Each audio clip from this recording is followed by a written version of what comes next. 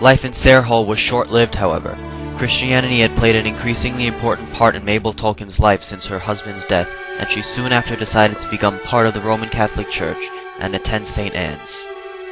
Her father was a Unitarian and was very unhappy with her choice. The Suffields cut off their financial aid to Mabel, Ronald, and Hilary. Ronald, at the age of 7, took the entrance examination for King Edward's School. He was not accepted, but 1 year later, in 1900, he retook the test and passed. While attending King Edward's, Ronald had to walk about 4 miles every day since his mother could not afford trains and trams were not an option. To the whole family's disappointment, they had to move closer to the school and rented a house in Moseley in 1900. 4 years, but the longest seeming and most formative part of my life.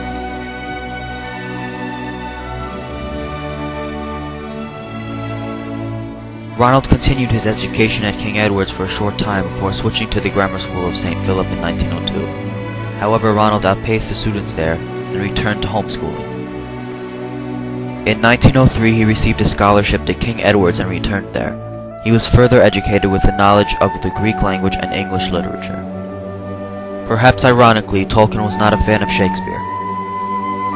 I remember the bitter disappointment and disgust from school days with the shabby use made in Shakespeare of the coming of the great Birnam Wood to hide Dunsinane Hill. I longed to devise a setting by which the trees might really march to war.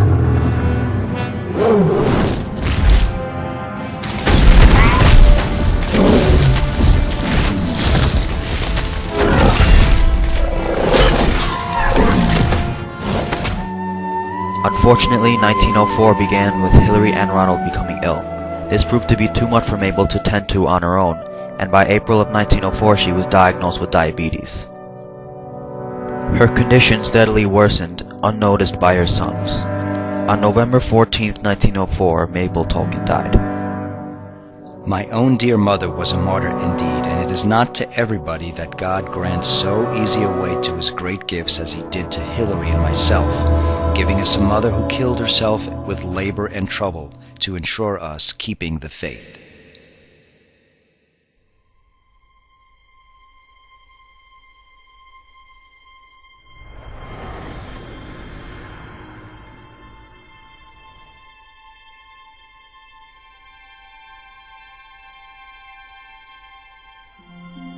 Mabel Tolkien's death left Ronald and Hilary orphaned.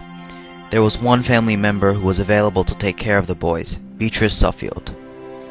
Unfortunately, she was short on affection and did not relate to Ronald and Hilary's loss. The Birmingham Oratory and St. Philip's was close by, so the two boys were then cared for by Father Francis Xavier Morgan, a very close family friend that became acquainted with the Tolkiens when Ronald was in the grammar school of St. Philip. It was also here that Tolkien saw Father Francis smoking a pipe, and he attributed this later to his own enjoyment of the pipe and to his characters.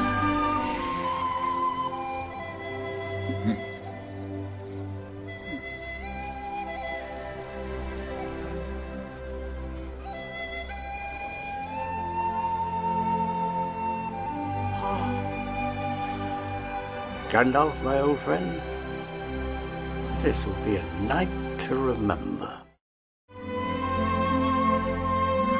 Ronald's educational career continued to prosper as he enhanced his passion for language. He borrowed the book, Primer of the Gothic Language, from a friend. The book showed him how language can be analyzed, and as a result he began to create Gothic words to compensate for vocabulary gaps. His interest in linguistics led Tolkien to create his own languages in their entirety. The first was Animalic, the second was Nevbash, or New Nonsense, and the most complete created language at the time was Nafarin. In 1908 at the Oratory, Tolkien met a 19-year-old girl named Edith Brett who was an orphan as well. They formed a casual friendship, but it soon blossomed into romance.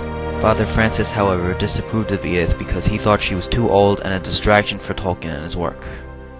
Francis threatened to halt his financial support, so Tolkien was forced to give up on Edith. In 1910, she moved away. I owe it all to Father Francis, and so must obey. As his academic life continued to progress, Ronald determined that if he was to attend a university, a scholarship was essential. He began to prepare for scholarship examinations. During this time period, Tolkien was distracted by hobbies of his such as rugby, delivering lectures, debating, and running a society he formed called the Tea Club. Over tea, they would discuss ancient languages, literature, and mythology, as well as music, current affairs, and art. He would consider his friends at the Tea Club a spark of inspiration to create the mythology of Middle-earth. A short time later, in the fall of 1911, Tolkien began his first term at Oxford's Exeter College. He soon began to lose interest in all subjects but philology, the study of linguistics. His mentor in his best subject, comparative philology, was the author of the book that developed Tolkien's love for language. His name was Joseph Wright. With an infectious passion for language and disciplinary teaching style, Wright's instruction greatly benefited Ronald, and he formally began to study Welsh and Finnish. He also began to create a language based on Finnish, but implemented his own grammar. By this point, it was 1913, and Ronald was in his 21st year. Father Francis was no longer his legal guardian, and he was free to do what he wanted. The first thing Tolkien did was try to reunite himself with Edith Bratt. He sent her a letter and asked her, How long will it be before we can be joined together before God and the world? Edith soon replied and notified Ronald that she was engaged to another man named George Field. At this point, his mission was to go to Cheltenham and convince Edith to give up George Field and marry him.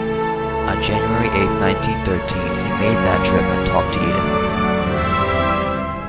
By the end of the day, she had broken her engagement to George and committed herself to Ronald.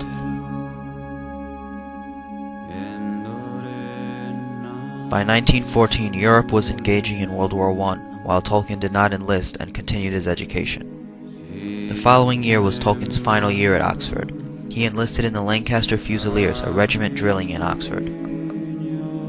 Thus, his final year at Oxford was divided between his social life, academics, and drill. This period of time was when Tolkien began to write verses and poems that sometimes reached publication. The year ended with Ronald graduating with first-class honors. Now out of college, he was set to travel to France and fight on the front. Before departing, Ronald Tolkien and Edith Bratt became married on March 22, 1916. Tolkien arrived in France on June 6.